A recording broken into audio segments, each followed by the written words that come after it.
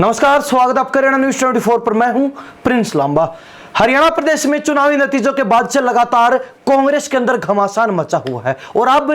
3 हफ्ते बीत जाने के बाद भी कांग्रेस जहां नेता प्रतिपक्ष यानी कि अपने विधायक दल का नेता नहीं चुन पाई है, तो वहीं दूसरी तरफ भूपेंद्र सिंह हुड्डा जिनके सिर पर लगातार हार का ठीकरा फोड़ा जा रहा है। हरियाणा प्रदेश में कांग्रेस की चौथी हार का ठीकरा जहां हुड्डा के सिर पर, हुड्डा खेमे पर फोड़ा जा रहा है, तो वही भूपेंद्र सिंह हुड्डा, वही हुड्डा खेमा अब कांग्रेस की गले की फांस बन चुका है, कांग्रेस के लिए बड़ी चुनौती बन चुका है। और इसी मामले पर आज विस्तार से चर्चा करेंगे। सबसे पहले आपको बता दें कि 2 दशक यानी कि 20 सालों में ऐसा पहली बार किसी राज्य में हुआ है जब विपक्षी दल नेता प्रतिपक्ष नहीं चुन पाया हो चुनावी नतीजों के 3 हफ्ते के बाद भी, यानी कि 25 दिन से अधिक समय बीत चुका है, लेकिन अब तक कांग्रेस हरियाणा प्रदेश में अपने विधायक दल का नेता नहीं चुन पाई है। वजह साफ है, गुटबाजी, धड़ेबाजी, क्योंकि हरियाणा कांग्रेस के अंदर कुमारी शैलजा और हुड्डा गुट आमने सामने है, जहां चुनावी हार का ठीकरा हुड्डा के ऊपर, हुड्डा खेमे के ऊपर फोड़ रहा है और कांग्रेस हाईकमान के ऊपर हुड्डा खेमे पर कार्रवाई के लिए दबाव बना रहा है। तो वही दूसरी तरफ हुड्डा गुट है कि मानने को तैयार नहीं है, हुड्डा गुट है कि अपने दबदबे को कम करने के लिए तैयार नहीं है, हार स्वीकार करने को तैयार नहीं है। और यही बड़ी वजह है कि अब तक कांग्रेस हाईकमान भी हरियाणा में विधायक दल का नेता चुनने के लिए, नेता प्रतिपक्ष चुनने के लिए किसी भी अंतिम निर्णय पर, अंतिम फैसले पर नहीं पहुंच पाया है। आपको बता दें कि वैसे तो नेता प्रतिपक्ष पद को लेकर हरियाणा कांग्रेस के अंदर कई नेताओं के नाम जोड़े जा रहे हैं, जिसमें सबसे पहला नाम नेता प्रतिपक्ष रह चुके भूपेंद्र सिंह हुड्डा का ही है। हुड्डा भी लगातार शक्ति बल दिखाकर, संख्या बल दिखाकर कांग्रेस हाईकमान को यह एहसास करवा रहे हैं कि वो अब भी ताकतवर हैं, उनका दबदबा अब भी कायम है, उनका जलवा, उनका वर्चस्व अब भी हरियाणा कांग्रेस के अंदर कायम है। क्योंकि भूपेंद्र सिंह हुड्डा लगातार 2 बार कांग्रेस के 37 विधायकों में से 30 से ज्यादा विधायकों का समर्थन अपने साथ दिखाकर कांग्रेस हाईकमान को झुकाने में कामयाब रहे हैं। हालांकि कांग्रेस हाईकमान की बात की जाए तो कांग्रेस हाईकमान भी फिलहाल हरियाणा कांग्रेस में बड़े बदलाव को लेकर फुल मूड में नजर आ रहा है। कांग्रेस हाईकमान कई बार इस बात की पहल कर चुका है कि हरियाणा कांग्रेस के अंदर तीसरे विधानसभा चुनाव में लगातार हारने के बाद अब बड़े बदलाव किए जाएं और जो बड़ी जिम्मेवारियां हैं वो हुड्डा गुट से निकलकर किन्हीं अन्य लोगों को सौंपी जाए, ताकि हरियाणा कांग्रेस एक नए राजनीतिक आयाम स्थापित करने में कामयाब हो सके। लेकिन भूपेंद्र सिंह हुड्डा के सामने कांग्रेस हाईकमान भी टस से मस नहीं हो पा रहा है, कांग्रेस हाईकमान की नहीं चल पा रही है। हुड्डा भी लगातार ताकत दिखा रहे हैं, अपना दबदबा दिखा रहे हैं, हरियाणा कांग्रेस में अपना जलवा कांग्रेस हाईकमान को दिखा रहे हैं और संख्या बल दिखाकर, विधायकों का समर्थन अपने साथ दिखाकर उन्होंने कांग्रेस हाईकमान को भी झुकने पर मजबूर कर दिया है। एक बार फिर बदलाव के अपने फैसले पर कांग्रेस हाईकमान को सोचने के लिए मजबूर कर दिया है। और यही सबसे बड़ा कारण माना जा रहा है कि भूपेंद्र सिंह हुड्डा अब हरियाणा कांग्रेस में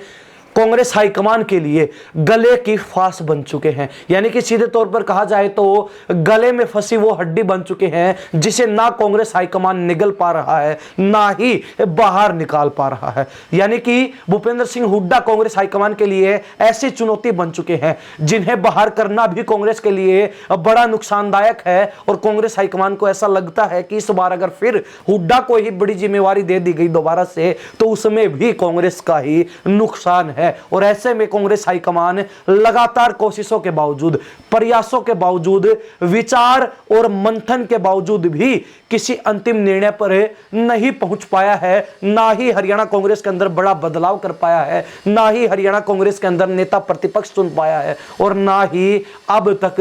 हुड्डा या फिर जिन भी नेताओं की इस चुनावी हार के अंदर गलतियां रही हैं, खामियां रही हैं, कमियां रही हैं, उनके ऊपर कोई एक्शन अब तक ले पाया है। यानी कि हर सिरे से देखा जाए तो सियासी तौर पर कांग्रेस हाईकमान भी हरियाणा कांग्रेस के अंदर कोई भी फैसला लेने में, बदलाव करने में असफल अब तक नजर आ रहा है। हालांकि हमने बताया कि कांग्रेस के अंदर फिलहाल नेता प्रतिपक्ष को लेकर कई नाम चर्चा में है। पहला नाम भूपेंद्र सिंह हुड्डा का हमने बताया, तो दूसरा नाम है शैलजा खेमे की तरफ से, शैलजा गुट की तरफ से, या फिर वो गुट, वो धड़ा जो हुड्डा खेमे के विरुद्ध नजर आता है, उनकी तरफ से चंद्र मोहन बिश्नोई विधायक पंचकुला का नाम भी सामने आ रहा है। आपको बता दें कि चंद्र मोहन बिश्नोई हरियाणा में पूर्व उप मुख्यमंत्री रह चुके हैं, तो वहीं हरियाणा के पूर्व मुख्यमंत्री चौधरी भजनलाल के बेटे हैं और पंचकुला से पहले भी विधायक रह चुके और इस बार फिर लगातार 2 बार विधायक बन चुके, विधानसभा के स्पीकर रहे भाजपा प्रत्याशी ज्ञानचंद गुप्ता को उन्होंने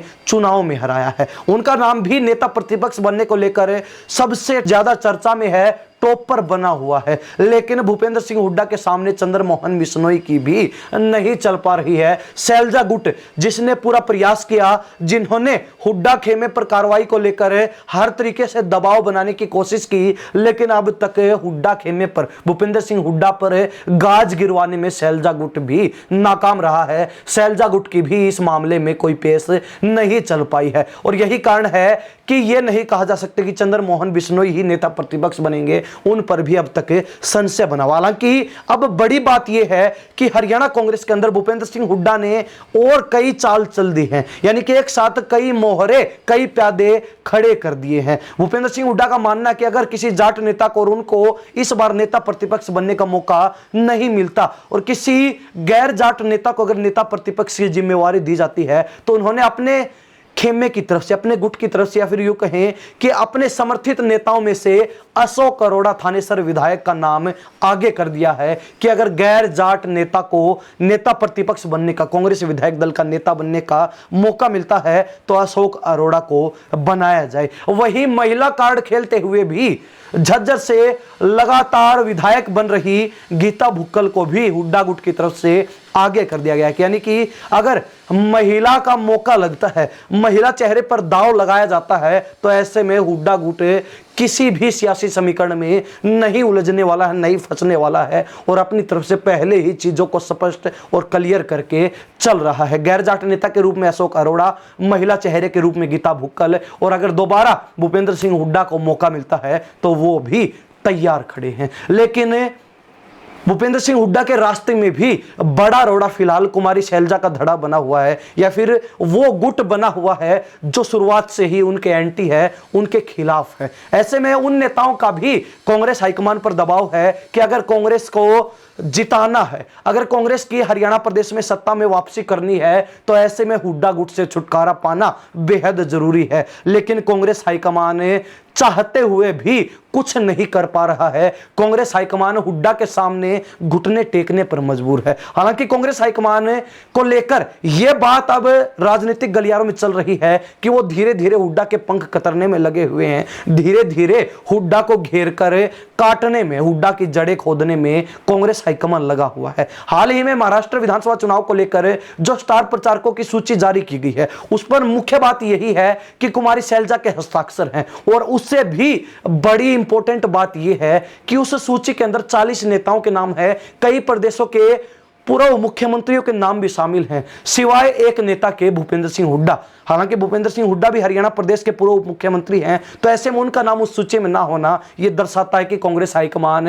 हुड्डा को फिलहाल नजरअंदाज कर रहा है, किनारे लगाने का काम कर रहा है, ठिकाने लगाने का काम कर रहा है। हालांकि उस सूची में कई युवा नेताओं के नाम भी शामिल थे, सिवाय एक नाम के, भूपेंद्र सिंह हुड्डा के बेटे दीपेंद्र हुड्डा। हरियाणा प्रदेश के अंदर दीपेंद्र हुड्डा ने लोकसभा चुनाव में बड़ी जीत दर्ज करने के बाद एक अच्छा मुकाम हासिल किया, अपनी एक अच्छी पकड़ बनाई, युवाओं के बीच उनका अच्छा खासा क्रेज इस बार चुनाव के दरमियान देखने को मिला। लेकिन फिलहाल कांग्रेस के स्टार प्रचारकों की सूची से पिता और पुत्र का नाम गायब होना यह दर्शा रहा है, यह संकेत दे रहा है कि कांग्रेस हाईकमान अब हुड्डा फैमिली को दरकिनार करने के लिए प्रयासों में जुटा हुआ है और कांग्रेस हाईकमान के द्वारा, शीर्ष नेतृत्व के द्वारा भूपेंद्र सिंह हुड्डा, दीपेंद्र हुड्डा को हरियाणा कांग्रेस में ठिकाने लगाने की मुहिम अभियान शुरू कर दिया गया है। लेकिन इन सब के बावजूद भी भूपेंद्र सिंह हुड्डा हार मानने को तैयार नहीं है और वह लगातार कांग्रेस हाईकमान को झुकाने के प्रयासों में जुटे हैं। आपको बता दें कि भूपेंद्र सिंह हुड्डा पहले भी नेता प्रतिपक्ष पद को लेकर अपनी ताकत दिखा चुके हैं। 2 बार उन्होंने 37 विधायकों में से अधिक विधायकों का संख्या बल अपने समर्थन में दिखाकर कांग्रेस हाईकमान को यह बता दिया था कि वो हरियाणा कांग्रेस के अंदर सर्वोपरि नेता है, उनसे बढ़कर कोई भी नेता हरियाणा कांग्रेस में नहीं है। बावजूद उसके कांग्रेस हाईकमान फिर भी कुछ चहल पहल करने की कोशिश करता है। तो भूपेंद्र सिंह हुड्डा फिलहाल कांग्रेस हाईकमान के लिए, कांग्रेस के लिए हरियाणा प्रदेश में बड़ा रोड़ा बने हुए हैं, उनके गले की वो फांस बने हुए हैं जो कांग्रेस को काफी रड़क रही है। हालांकि अब देखने वाली बात यह रहेगी कि जो विधानसभा का स्तर बहुत जल्द शुरू होने वाला है, उससे पहले कांग्रेस को अपना नेता प्रतिपक्ष चुनना होगा, विधायक दल के नेता का चयन करना होगा। तो उस बात को कितनी गंभीरता से लेते हुए कांग्रेस